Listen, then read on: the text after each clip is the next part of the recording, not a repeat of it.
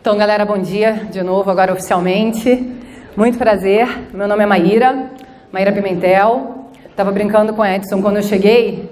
Vou falar a piada infame, hein, Edson? Brinquei com ele, falei, Edson, bicho, por que você me chamou para fazer a abertura desse evento, cara? A pessoa é formada em jornalismo, tem uma startup de educação, né? Eu falei, isso deve ser política afirmativa, cota para atrair mais mulher para o evento, qualquer coisa parecida.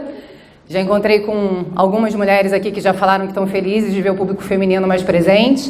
E ele jurou para mim que não, que na verdade o Rafão, que acho que a maior parte de vocês viu no ano passado, fez a abertura do ano passado, eu trabalho com a Rafão num projeto, e aí eu fiz um post, o Rafão deu um like nesse post, e aí o Edson viu o post, achou maneiro, e aí daí veio o convite. Confirma? Confirma? Pois bem, bom, vocês vão perceber que a minha conversa não tem nada a ver... Posso ficar aqui embaixo? Aquela que não sabe os protocolos do evento. A minha conversa não tem nada a ver com code. Muito pelo contrário. Não é o meu universo, apesar de eu trabalhar com a galera que faz code desde o início da minha vida profissional. Eu vim falar sobre outras coisas, né? Vim falar sobre outras áreas de conhecimento, outros olhares, desafios do mercado de trabalho, mercado do futuro, que não é futuro, na verdade, já é presente. Então, hoje, toda a nossa conversa, todo o nosso bate-papo, vou tentar fazer com que ele seja o mais agradável possível, vai estar em torno de uma temática que está envolvendo toda a discussão no Brasil e fora do Brasil em relação ao impacto da automação, da inteligência artificial, ou seja, essencialmente do que é o universo de trabalho da maior parte de vocês, em relação à sociedade e ao mercado de trabalho. Então, vamos lá, ver se eu vou aprender a lidar com isto. Então, vamos lá, hackeando o futuro do mercado de trabalho. Eu tentei ser super criativa no título, para ver se atraía vocês de alguma forma. Foi uma provocação, porque, na verdade, com os desafios que a gente tem, só hackeando mesmo, para a gente dar conta desse futuro. E aí, para começar a falar dessa história, eu acho que eu tenho que falar um pouquinho de mim, e para falar de mim... Cadê? Eu preciso começar falando dela, né? Rosane, minha mãe, educadora, carioca, né? Meu sotaque não engana ninguém. Educadora, Baixada Fluminense, do Rio de Janeiro, Nova Iguaçu, estado e município, fez normal, assim, uma mulher extremamente generosa, faleceu em 2008, então esse ano completa uma década. E minha mãe era uma professora muito apaixonada, assim, muito engajada. É óbvio que eu só fui ter consciência disso mais tarde, né? Assim, o caminho de vida que eu segui, no final, está conectado com a história dela. E ela sempre foi uma mulher muito engajada, muito preocupada em, de verdade, fazer diferença na vida do outro, né? Fazer diferença na vida do outro é inspirar, né? É fazer com que esse outro olhe o mundo de um jeito diferente. E foi dela que eu acho que eu peguei esse desejo, esse tesão, essa mania de tentar deixar um legado e fazer diferença. Então, essa é uma parte da minha história.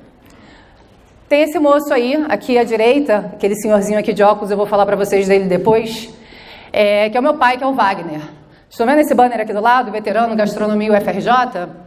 Então, essa está sendo a terceira ou quarta faculdade que meu pai experimenta. Já passou aí por 3 ENEMs, após os 60 anos de idade. Meu pai, um orgulho. Foi com ele que eu aprendi que na vida você tem que estar feliz pelo simples fato de estar vivo. Isso já é uma dádiva.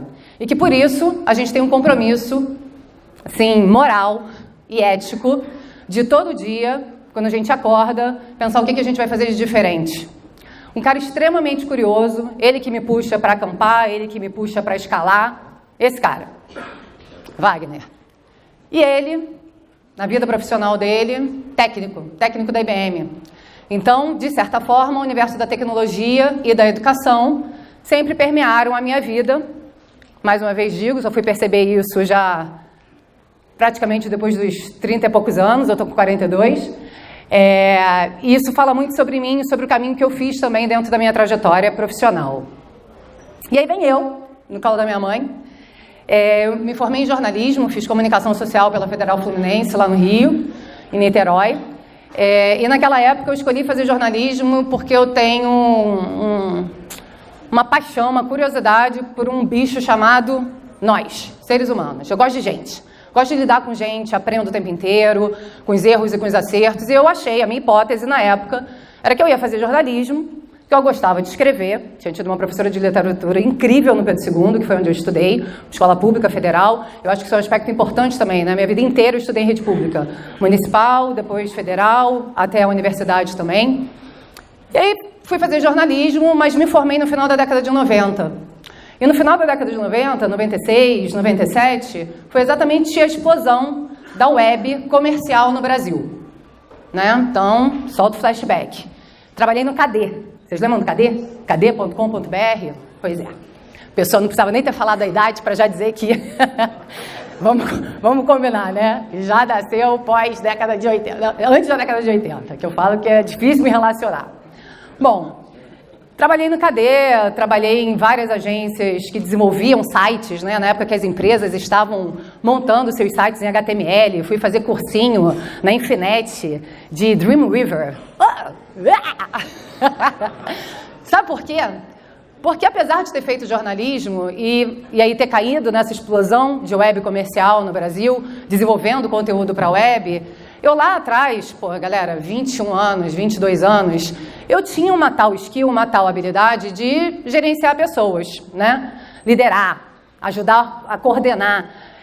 E no final das contas, para mim, liderança é essencialmente comunicação e gestão, né? Você consegue se comunicar bem, você consegue ter empatia e consegue ter minimamente um plano de gestão claro do que você tem que entregar dentro de um determinado prazo, você consegue iniciar um bom trabalho. Eu não tinha aprendido aquilo, nem na escola, nem na universidade, mas meus chefes lá na época, que deviam ter, sei lá, 2 anos a mais, eu tinha 21, 22, eles deviam ter 24, né? Porque hoje a gente fala de startup o tempo inteiro, né? Mas eu já estava participando de startups naquela época, só que elas não tinham o nome de startup. A verdade é essa, né? Eram grupos, a maior parte da galera, sei lá, o mais velho na época devia ter 26 anos, que era todo mundo designer, desenvolvedor, galera de rede, que se juntava, artistas, designers, né? E uma galera de atendimento e gerenciamento de projeto, que era eu, GP, para poder colocar os sites das tais empresas no ar. E aí começou oficialmente a minha aproximação com o universo da tecnologia. Só fui me meter a fazer esse cursinho de Dreamweaver, não consigo nem mais falar a palavra, e abrir código-fonte para alterar bold e não bold de HTML, que é o máximo que eu consigo fazer até hoje, que eu não esqueci. Porque quando eu comecei a gerenciar times de desenvolvimento, e eles me falavam, cara, não dá para fazer isso nesse prazo, Maíra. Eu falava, não é possível, gente. Então eu tenho que estudar esse negócio, porque na hora que me disser que não dá para fazer esse negócio, eu vou pelo menos entender o nível de complexidade. Como code não é a minha praia, claro que eu parei no cursinho básico de HTML, nunca mais me meti nisso, mas continuei desenvolvendo, sem querer, essa habilidade de ir lidando com gente, coordenando projetos. De web, eu fui para telecom, desenvolvimento de conteúdo para celular, implantação de projeto em operadora no Brasil e na América Latina. E aí, só para lembrar, galera, em que eu me formei mesmo? Jornalismo. O que eu estava fazendo? Gerenciando time de tecnologia, né? Nada a ver. Pois bem, em 2002 eu engravidei, eu tenho 2 filhos, o Tito e a Laura, engravidei do Tito. E eu sempre fui muito, como diria minha avó, pé de boi, né? Sou aquela workaholic assumida. Já fui mais, hoje eu não acho isso legal, não. Tenho sido vigilante comigo, até para melhoria da minha qualidade de vida, da minha família. Mas sempre fui muito aguerrida com tudo que eu faço, me engajo, me envolvo. Falei, cara, já que é para trabalhar muito mesmo, que nem a Moura, então que eu trabalhe com alguma coisa que de fato vá fazer diferença, que eu possa dedicar tempo e energia da minha vida para gerar um bairro melhor, uma cidade melhor, um estado melhor, um país melhor, por que não um mundo melhor para o meu filho. E aí, galera, homens desta plateia, grande maioria, digo para vocês, sinto muito, vocês nunca vão engravidar. Pode adotar, pode tentar uma barriga de aluguel, mas essa experiência é uma experiência, e aí, mulheres, essencialmente feminina, e que gera uma transformação na gente absurda. E aí eu devo realmente, eu acho que a minha gravidez, eu devo ao Tito, o fato de eu ter tido coragem de abandonar o setor privado e toda essa área que na época me pagava super bem, bônus estratosféricos, trabalhei na Black, era um grupo da Telecom Itália, da TIM, enfim, abri mão disso tudo para um job de 3 meses, PJ, para ganhar, tipo, 5 vezes menos do que eu ganhava, para trabalhar com educação e tecnologia. Também não tinha isso claro na hora, não. Falei, cara, eu quero trabalhar com impacto social, vou para uma ONG, Aí eu olhei o terceiro setor, falei, pô, minha cabeça é muito de resultado, planejamento, gestão, isso foi iniciozinho, né, de ano 2000. Falei, vou procurar os institutos e fundações empresariais. E aí, nessa busca, ativando todo o meu network, que não tinha nada a ver com essa área, meu currículo chegou na mão da minha atual sócia, Samara, que é cofundadora da Tamboro, comigo. Tamboro é a nossa startup de inovação e educação, a gente já está rodando há 7 anos. E a palavra Tamboro é uma palavra indígena que significa para todos, sem exceção. Que é o nome de uma empresa que já fala muito sobre o nosso DNA, né? A gente nasceu para desenvolver soluções que trabalhassem com a inovação, com a tecnologia da informação e da comunicação, para escalar, potencializar, acelerar processos de aprendizagem. A gente começou com os pequenininhos em escola e em 2014, se eu não me engano, 2015, a gente está rodando há 7 anos, fomos procurados pelo Grupo Ânima Educação. Tem a UniBH aqui, né? São 7 universidades, e aí por isso que eu estou aqui, inclusive, graças ao Rafão, que toca esse projeto, né? Tocava esse projeto lá com a gente. E a Ânima nos procurou para falar sobre este desafio. Não sobre esse especificamente, mas essa frase do Bauman, para mim, ela é muito legal, né? Vivemos em um mundo líquido. Viver em um mundo líquido, vocês sabem o que significa? Vocês conhecem o Bauman? Senão, quem não conhece, acho que vale conhecer, um dos filósofos contemporâneos, assim, acho que mais incríveis, com publicações muito legais. Ele fala sobre a liquidez do mundo. Alguém aqui se arrisca a falar, explicar para mim o que é esse mundo líquido? Alguém se anima? Interação, por favor, ajudem a coleguinha. Falta de interação interpessoal, principalmente. Falta de interação interpessoal. Então, tá se aproximando. Tá ficando quente. Alguém mais? Obrigada. Para não me deixar sozinha no vácuo.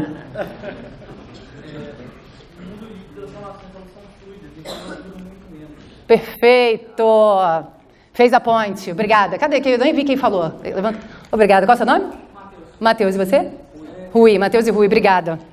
É isso. Fluidez, celeridade, velocidade, plasticidade. É isso que a gente vive hoje, né? Acordamos hoje e amanhã vem uma nova tecnologia, vem um outro modelo disruptivo, desconstrói aquilo tudo que estava posto até hoje e amanhã a gente começa um mundo novo. É dessa fluidez, é dessa liquidez que o Bauman fala. E quando a Ânima nos procurou, ela nos procurou com 2 motivos em especial, que não é uma dor só da Ânima não, tá? Eu acho que a Ânima foi extremamente pioneira e visionária, é uma dor de todas as universidades desse país, públicas e privadas, e vou além, universidades do mundo. A gente tem um alto índice de evasão no primeiro ano do ensino superior. E depois um desafio absurdo de empregabilidade quando a gente termina o ensino superior. Tá? Algumas áreas mais competitivas, outras menos, mas no final do dia, o que a gente está falando é disso daqui, ó. Sou uma pessoa meio louca por estatísticas, então preparem-se. Hoje a gente está com uma taxa de desemprego no Brasil, fonte do primeiro TRI de 2018, de 13,1%. Sei que vocês são de uma área extremamente desejada, um mercado super competitivo, muitas vezes salários absurdos, inclusive ao final desta palestra, dessa fala, podem mandar e-mail para mim, sempre precisamos de bons desenvolvedores, né? Então eu já faço meu pitch de venda. Mas a verdade é que a gente hoje tem um desafio grande em relação à carreira e mercados de trabalho. Não sei se vocês sabiam, mas em Minas Gerais, 10,6% é a taxa de desemprego nesse primeiro TRI. Não é uma das maiores do Brasil, mas também não está entre as menores. Vocês sabiam disso? E aí o pior, galera, entre os jovens, esse cenário comparado ao primeiro slide, que é o indicador brasileiro, do Brasil inteiro, 30% dos jovens. E aí na hora que a gente fala de juventude, na hora que a gente fala de mulher, gênero, e na hora que a gente fala de baixa escolaridade, esse percentual ainda passa dos 30%. E quando a gente fala de juventude, vocês são jovens, eu ainda sou também de espírito, a gente está falando do momento mais fundamental e punk rock da nossa vida, que é essa transição daquilo que nós viremos a ser.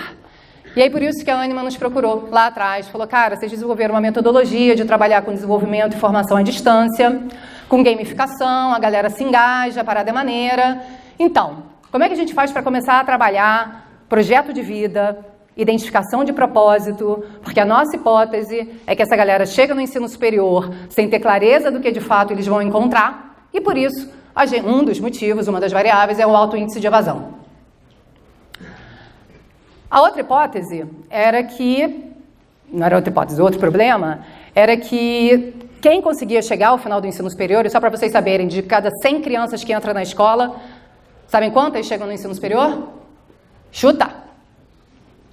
10. Não, menos de 10.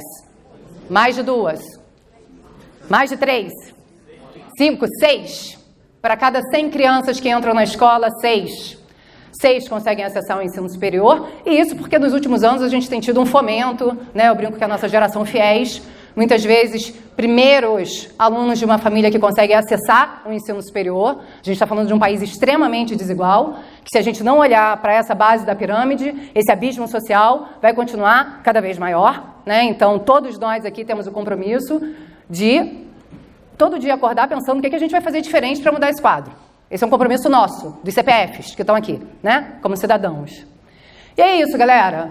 5,1 milhões de vagas de empregos em 15 países serão eliminadas por conta de automação, modernização, inteligência artificial. Pesquisa da McKinsey recente. Hoje, 45% de profissionais que estão empregados já poderiam ser demitidos por conta de novos processos automatizados. Para onde essa galera vai?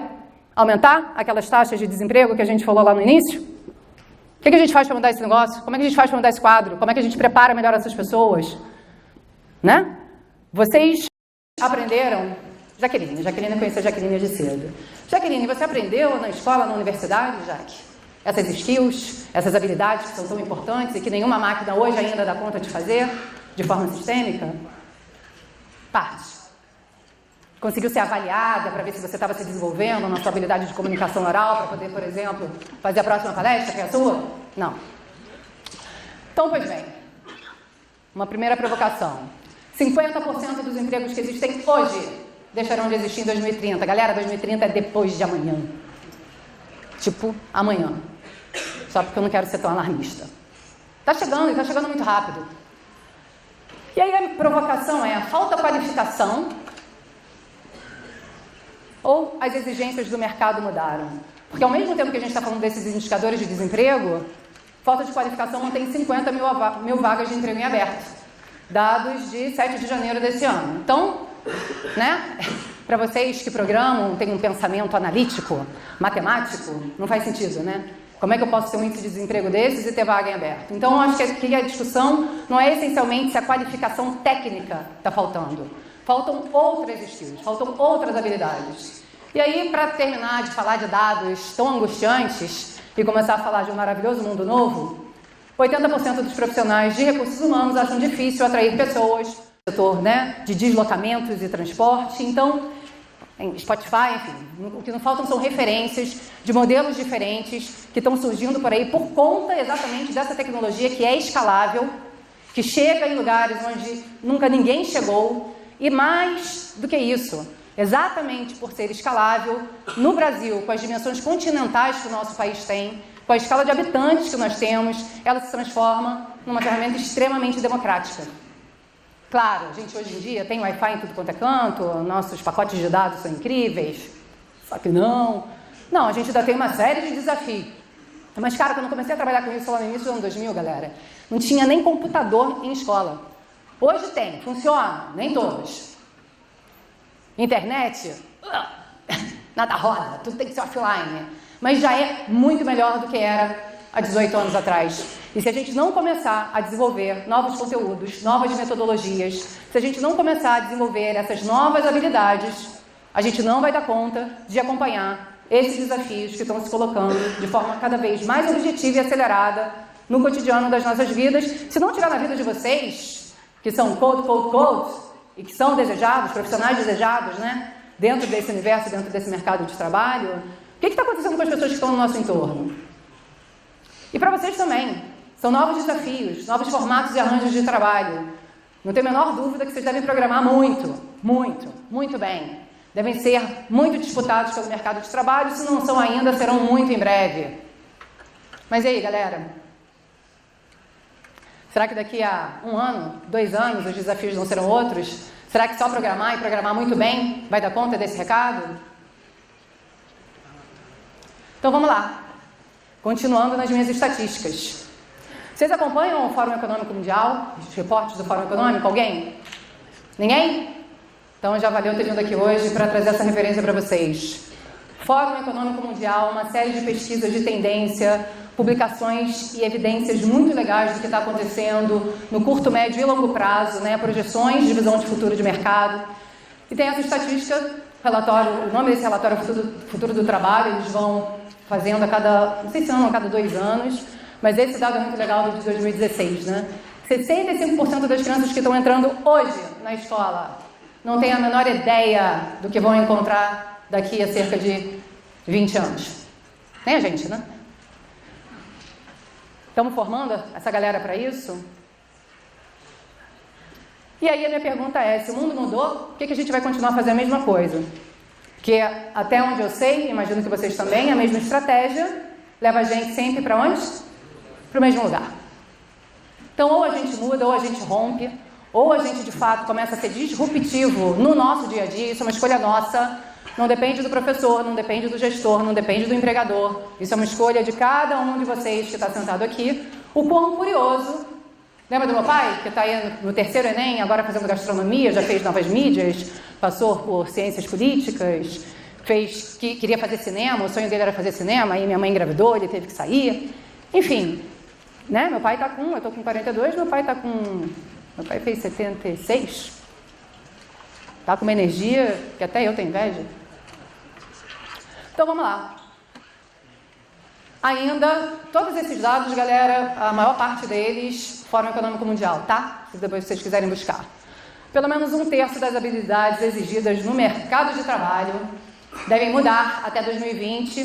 2020 são daqui a 2 anos. 1 ano e meio. E aí vamos lá, que habilidades são essas? E aí eu acho que está um pouco da minha provocação para vocês, né? Liderança.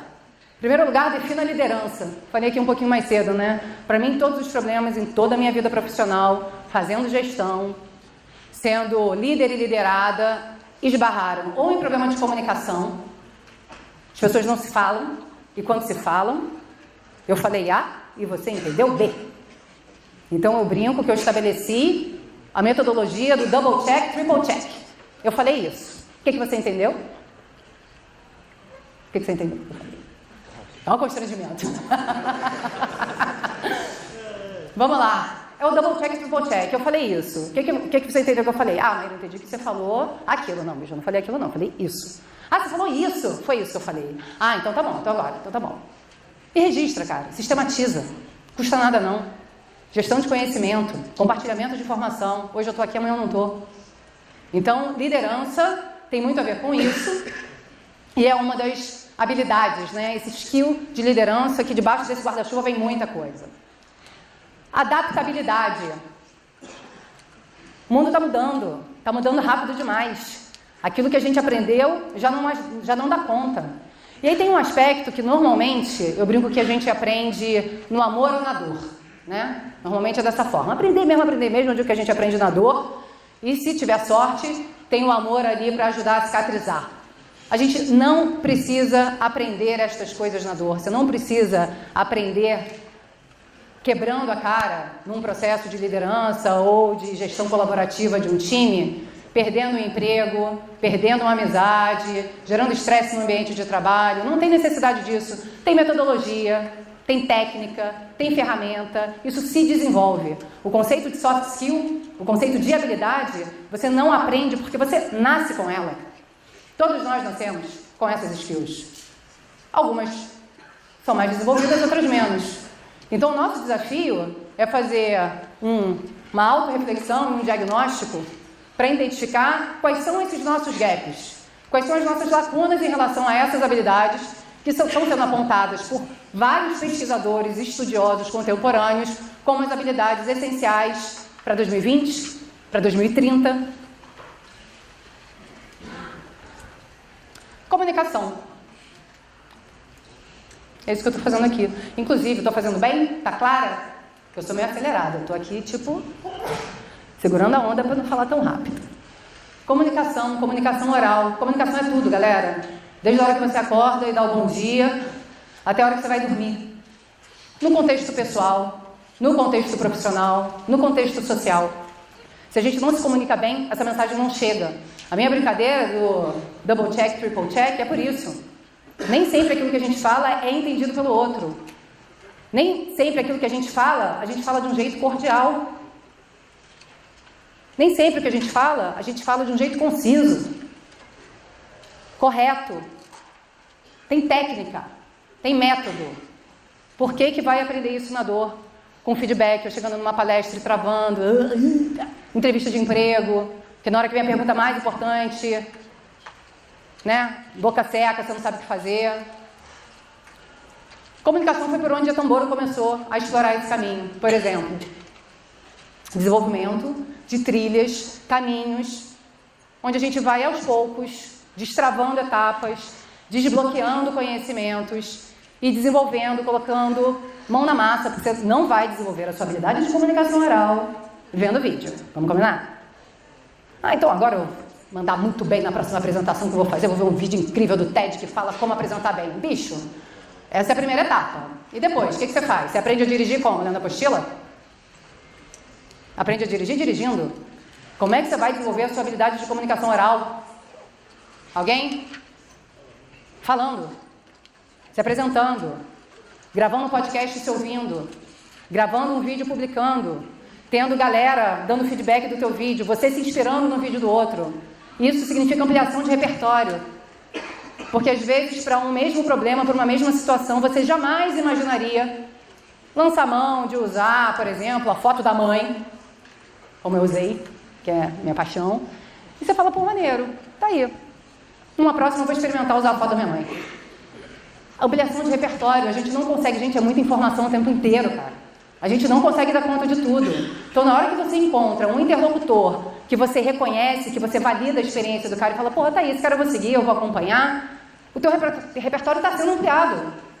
Então, comunicação, por exemplo, comunicação oral é uma habilidade que pode e deve ser desenvolvida por todos vocês, até porque lá na Tamboro, com a nossa galera de TI, sempre que a gente vai botar um curso novo, uma trilha nova na rua, a gente valida dentro de casa primeiro, depois abre grupo de teste, né, para prototipar e validar.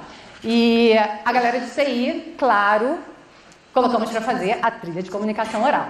Bicho, na nossa metodologia, a gente tem que, mesmo sendo tudo online, a gente tem uma série de atividades que são colaborativas, né? E que você publica conteúdo, tem peer review, avaliação de pares. Então, é uma coisa de aprendizagem e mão na massa, hands-on mesmo.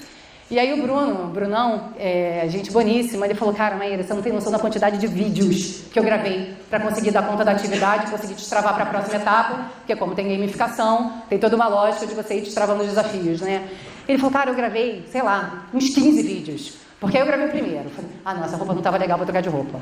Não, aí eu gravei o outro. Não, essa luz não estava legal. Não, agora o áudio não estava legal. Pô, agora eu travei e não falei. Agora, sabe por que ele fez toda essa reflexão? Porque antes ele tinha lido, visto vídeo, ouvido podcast, falando sobre os cuidados que você tem que ter na hora que você grava um vídeo. É o básico, galera. Cada vez mais a gente está para entrevista de emprego usando autoapresentação, manda o vídeo currículo. Vai o quê? Sem camisa? Sentar? Né? Então tá bom, sem camisa, sentado, pancinha, celular, então. Eu acho que eu sou a pessoa dessa vaga. Não vai. Pô, tem uma coisa, galera, que é o que o outro espera ver do outro lado. E às vezes as pessoas não param para refletir. Então isso é uma provocação e uma tentativa de ajuda à reflexão. Resolução de problemas complexos. Vocês sabem o que é o conceito de problema complexo? Problema todo mundo sabe, tenho certeza. Mas um problema complexo, alguém sabe me explicar? Não? Ninguém? Para encontrar uma solução não é tão fácil se você não acha que a solução é tão fácil, porque é complicado. Tem uma solução, mas é difícil. Tem uma solução, mas é difícil. E aí, complementando, porque esse é o início da resposta, ela não tem uma única resposta final. Esse é um conceito de problema complexo. Problema complexo é aquele que você pode ter N formas de resolver. Problema complexo é aquele que você normalmente tem uma série de atores envolvidos na tomada de decisão para garantir que aquilo chegue lá no final. Pode ser nem um ator envolvido para tomar a decisão, mas você pode ter alguém que é um ator coadjuvante fundamental, necessário, que se aquele cara tirar o reminho do barquinho, o barquinho não vai andar.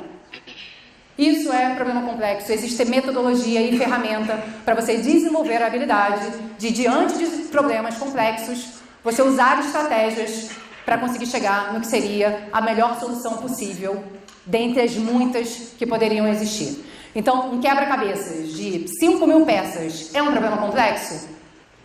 Não. Ao final, ele tem uma única resposta. Se hoje eu convidasse vocês, que estão aqui na minha frente, para a gente ir comer alguma coisa na hora do almoço, seria um problema complexo? Então eu tenho um problema não complexo, fácil e difícil. Eu tenho problemas complexos, fáceis e difíceis. Né? Um é vegetariano, né? O outro, sei lá, está de regime. Então, é isso, né? Criatividade. Quem aqui se acha criativo? Olha, por favor, se olhem. Por favor, se olhem. Olhem ao redor. Levanta bem a mão, bem forte, quem se acha criativo. Pois é. Tá crescendo. Tá tipo, daqui a pouco faz zona. Criativo. Ou doido. Há de se ter uma certa dose de loucura, né? Cara, criatividade. Me ajuda com o tempo, porque eu sou horrorosa. Daí está.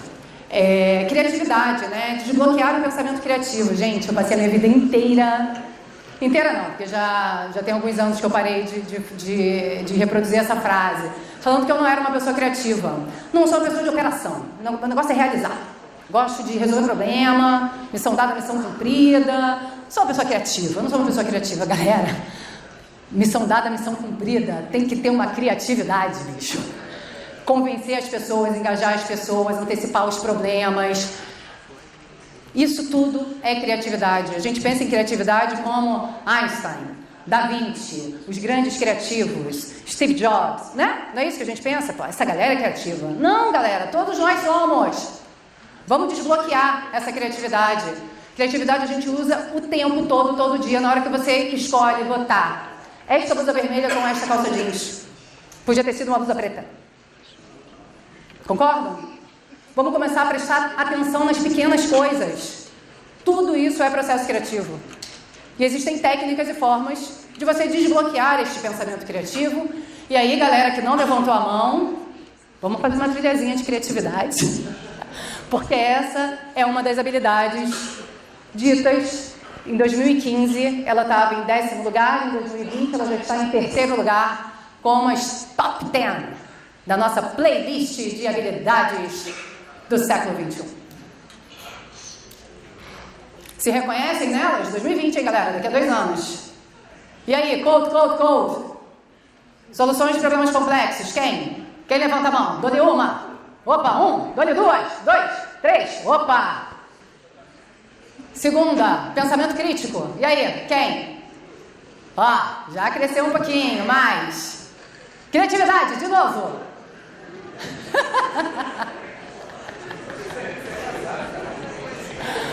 Pois bem.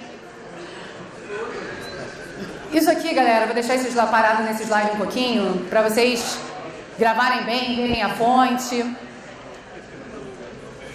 Será que vocês, nos próximos 2 anos, 1 ano e meio, desculpa, fica a dica, 1 ano e meio, vão dar conta de desenvolver todas essas habilidades, ou já têm essas habilidades desenvolvidas?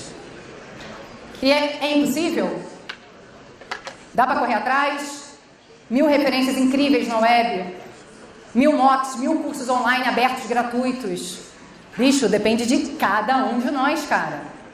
Ao invés de jogar, vai pesquisar. Ao invés de... Quer dizer, dá para misturar de tudo, né? Eu falo que nessa vida, eu falo que eu trabalho muito, mas eu também tenho que ter energia para me divertir muito, porque senão a gente pira. Mas assim, vamos começar a fazer escolhas diferentes. Entendeu? Sai da inércia, sai do sofá. Vai estudar, vai ler, vai ver um vídeo, vai ouvir um podcast, vai pesquisar. Você para meia hora por dia. Ah, não tenho tempo, prioriza. todo dia estejam vigilantes a isso. Isso é um desafio global, galera. Isso é um desafio global. Ou a gente desenvolve essas habilidades por conta própria, ou a gente cria metodologias e formas de ajudar outras pessoas a desenvolver essas habilidades. Vou voltar lá no nosso abismo social no Brasil. A Tombolo é um negócio de impacto social. Tem um investidor, tem que gerar lucro, mas da mesma forma que eu tenho compromisso de gerar lucro, com a mesma importância eu tenho compromisso de gerar impacto social. E essa galera que está na base da pirâmide, que já teve uma escolarização básica horrível, frágil, hoje 7% dos alunos terminam o ensino fundamental 2, antes de ir para o ensino médio, aprendendo o que era o mínimo esperado em matemática. Quem que a gente está enganando? Então eu finjo que aprendo, eu finjo que, né? Estou fingindo que eu estou conseguindo ensinar aquilo que dá conta do desafio de hoje. E aí é isso, galera. Genocídio educação. Quem é que vai dar conta de desenvolver esse país? Isso não é só um aspecto social, isso é desenvolvimento econômico e social. É disso que a gente está falando aqui. Por isso eu comecei essa fala falando dos indicadores de desemprego. Isso é muito grave. E aí ontem, googando, para ver se tinha alguma coisa nova, diferente que eu pudesse trazer para vocês, vi essa referência super legal, força de trabalho e empregabilidade. Esse mapinha, galera, quando você vai clicando nessas bolinhas, tipo novos modelos de trabalho, disrupção de empregos e aptidões, ele, nessa grande mandala, vai fazendo as conexões com as áreas de conhecimento. Educação, gênero e trabalho, inovação social, tudo que está na esfera exterior. Então, na verdade, é um mapa dinâmico que você consegue mapear tendências e caminhos. Acho que é uma fonte muito legal para, eu acho que de forma sistêmica, começar a encerrar a minha fala. E aí a provocação, né? Já que o mundo muda toda hora, como é que vocês vão garantir que vocês estão no centro dessa mudança e não sendo levados por ela? Já pararam para pensar nisso? Viemos a passeio, não viemos a passeio? Passaporte carimbado? Muitos carimbos ou poucos? Que escolhas? Que propósitos? E aí? A única vida que vocês têm, o que vocês vão fazer com ela? Isso aqui não tem só a ver com emprego, não. Isso aqui não tem só a ver com vida profissional. Isso tem a ver com a nossa vida. Pessoal, social e profissional. E aí? Alguém aqui está fazendo alguma coisa nessa linha de desenvolvimento desse tipo de habilidade?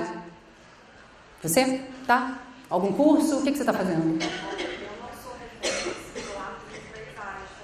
Adoro. Eu sou designer gráfico, eu sou professora de inglês, tradutora, técnica, eu sou consultora pedagógica internacional, eu sou mestre em ciência da informação e faço doutorado em ciência da informação. Qual é o seu nome? Daniela, já quero te seguir, Dani. Quero você pra coach, Dani. Galera, é isso, bicho. São os novos renascentistas. Por favor, peraí. Vamos hackear esse negócio, vamos mudar o esquema aqui. Fala, Dani. Você me desculpa, eu não queria ser inconveniente. Por favor. Eu queria acrescentar uma adendo na sua fala. Por favor. Que eu concordo completamente com a questão da comunicação. Gente, eu não tenho formação em linguística, mas eu tenho 26 anos que eu atuo com inglês. E tem mais de 10 que eu ensino. E o meu foco é o adulto brasileiro, que ele tem que falar inglês. Aí se tem, entre aspas, que são razões diversas. Uhum. E aí é o perfil atual, que as pessoas são desesperadas por N razões. Então, uma das sugestões, se você praticar a comunicação oral, cara, vai estudar outra língua. Porque você pratica empatia, você vai ver que você tem que se colocar no lugar do outro. Existe uma nova inteligência surgindo, que é a inteligência cultural. Perfeito. Principalmente para essas empresas que estão abrindo, igual a CNT, que é um processo médio de internacionalização, que eu acompanho todas essas questões que têm a ver, inclusive, com a minha tese de doutorado. Mas o que acontece? A nova inteligência que está surgindo, que é você lidar com pessoas de culturas diferentes. Então, a partir do momento que você está lidando com pessoas de outro estado, de outra cultura, e que ele não come carne, ele tem outra religião, não é certo ou errado. São pessoas com identidades diferentes. Perfeito. E a gente tem que começar a exercitar essa empatia. E aí você vai se limpando de preconceitos. Prestem atenção, ninguém não tem preconceito. É só um exercício que a gente faz, né? É de constante. Obrigada, Dani. Maravilhosa essa fala. Obrigada. Vocês sabem que a Dani falou de uma coisa incrível. Obrigada mesmo, Dani, que você abriu um gancho aqui, que é diversidade, né? Diversidade. Vocês sabem o que é o conceito de diversidade? Antigamente se usava multiculturalismo. Diversidade, no fim do dia, foi isso que a Dani falou, né? Como é que a gente respeita raças diferentes, gêneros diferentes, religiões diferentes. Ah, porque eu não concordo. Bicho, você não tem que concordar. Você só tem que respeitar. É bem mais fácil, né? E esses são os grandes desafios que a gente tem vivido no Brasil e no mundo. Essa discussão, né? Eu estava brincando aqui que eu brinquei que eu era cotista com o Edson, né? Edson, essa abertura é cota, né, bicho? É política afirmativa para a inserção de mulheres no universo do code. Você quer falar? Então eu vou te dar uma fala. Quanto tempo que eu tenho? 1 minuto? 2 minutos. 1 minuto é seu. Qual o seu nome? Eu já participei de uns processos seletivos para fora, né? E uma das primeiras coisas que eles perguntam é como é que você lida com essa diferença. Entendeu? Então isso é muito importante para o pessoal de TI, se quer trabalhar fora, começar a ter essa visão e de diminuir seus preconceitos, porque você vai lidar com religiões diferentes, estruturas diferentes, muita diferença, né? De todas as formas. Obrigada. Então, galera, tudo que eu estou falando não está longe de acontecer.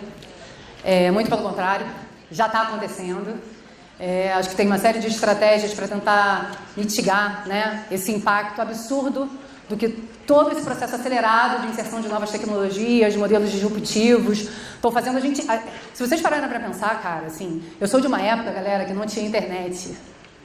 Eu participei de uma coisa chamada Turma da Linha Cruzada. Já ouviram falar disso? Alguém? Vocês? Ai, obrigada. Eu achava que era só no Rio. Vocês são cariocas? Não. Vocês participavam também? Eu era Dama de Ouro 2. Fica a dica. Cara, Turma da Linha Cruzada, sabe o que é? Diz que é amizade? Não. Isso é outra coisa. Não, galera, isso é mais novo. Não é Diz que é amizade. Não é par perfeito. Só mais 1 minuto, vou terminar. A provocação final era essa, eu vou falar rapidamente. Linha Cruzada era o seguinte, na época da Telerge, antes de ter unificação com a Oi, antes dela falecer, você ligava para um número de telefone, o meu era 5512717. Então eu ligava, 5512717, aí começava a chamar, tu. Esse silêncio era chamado de tronco, e a galera batia papo no tronco. É isso? Diz que também era, mas você ligava para um número único. Não, a gente não. A gente tinha que tentar ligar para casas, batia o telefone na cara das pessoas quando as pessoas atendiam. Olha eu me entregando, o que eu fazia na minha adolescência. Isso era o chat da minha época. Vamos combinar? Eu tinha 15 anos. Vamos lá? Eu nasci em 76, faz a conta? Galera, olha só como fui pioneira, né? Muito antes de CQ, muito antes de chat da Star Media, Alta Vista. Olha eu me entregando, só reiterando. Então, até me perdi, por que eu falei da coisa do chat, gente?